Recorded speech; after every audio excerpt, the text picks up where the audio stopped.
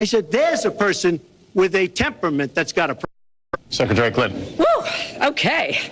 I'm just gonna shimmy, Hillary shimmy. Woo, okay. HRC. This ode to Hillary's mood by Jonathan Mann. No, not me, the funny, nearly famous, talented Jonathan Mann from Jersey City, New Jersey. He told us via Twitter that the song was easy to come up with and that, in his words, it was the kind of response many women have had or wanted to have when confronted with someone like him. In other words, face the music and dance. Okay. That's all for this edition of Political Man. I'm Jonathan. Bring your dancing shoes.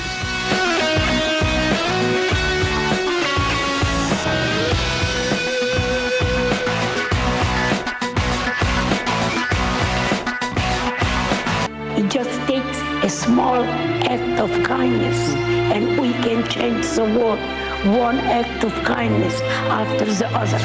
Incredible stories of survival. Extraordinary people determined to turn tragedy into triumph and to make the world a better place.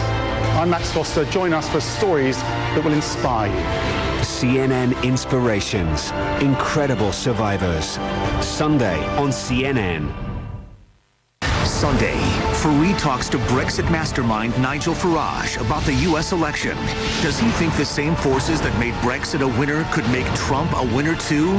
Fareed Zakaria, GPS, Sunday on CNN. World trade can start just about anywhere. The exchange of goods and services can make traders of us all. Indonesia and Malaysia. Over the past 26 years, the two countries have lost millions of hectares of rainforest and peatland to cash crops. Slash and burn techniques to clear land are illegal, that happen annually in Indonesia, emitting greenhouse gases and choking haze. Both governments have pledged to protect their forests, but critics say loopholes continue to enable palm cultivation. Decades of deforestation have destroyed animal habitats and displaced indigenous people. This has been happening for a long time. So right now, what the industry is trying to do is see, okay, how can we make this better? Sheila Senatiraja works with Wild Asia to help small farmers produce crops sustainably.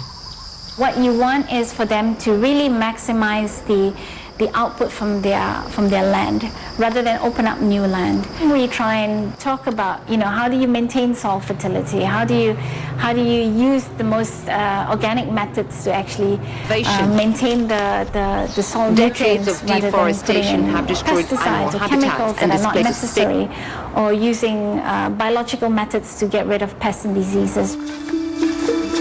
Yomoy Chu and her husband have implemented Wild Asia's lessons over the last year to reduce their use of pesticides. Instead of blanket spraying, they now grow a variety of plants to attract predator insects.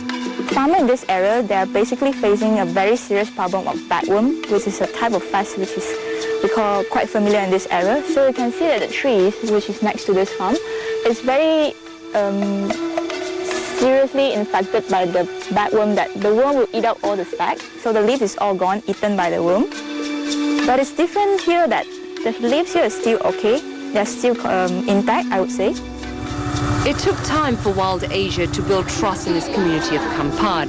It has worked with more than 500 small farmers across Malaysia and is reaching out to guide more towards sustainable growing practices.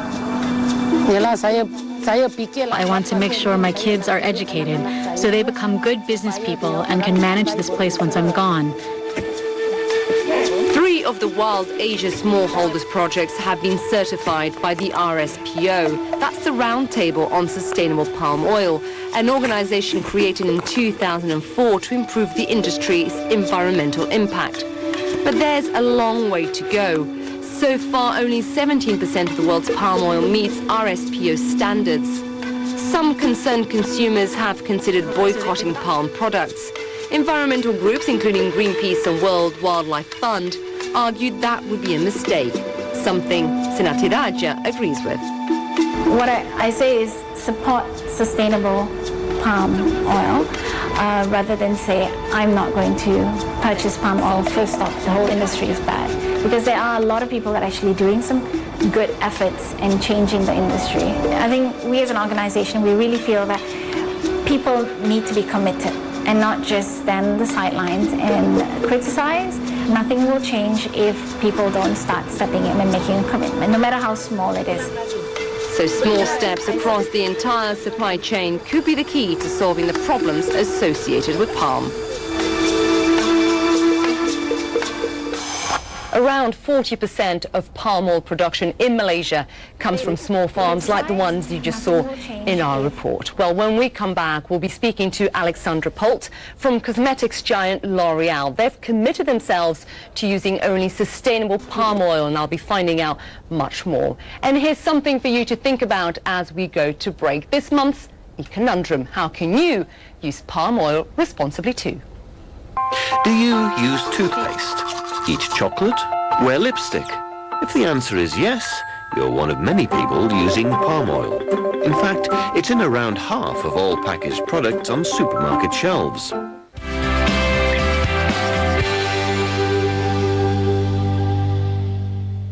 It just takes a small act of kindness, and we can change the world, one act of kindness after the other. Incredible stories of survival. Meet extraordinary people determined to turn tragedy into triumph and to make the world a better place. I'm Max Foster. Join us for stories that will inspire you. CNN Inspirations. Incredible survivors. Tonight on CNN. All new African voices.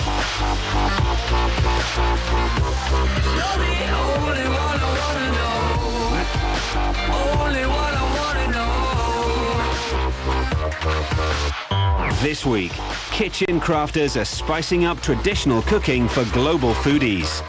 I love actually reintroducing people to food that they know, but in a new way. African Voices, tonight on CNN. Full intervention against the Assad regime.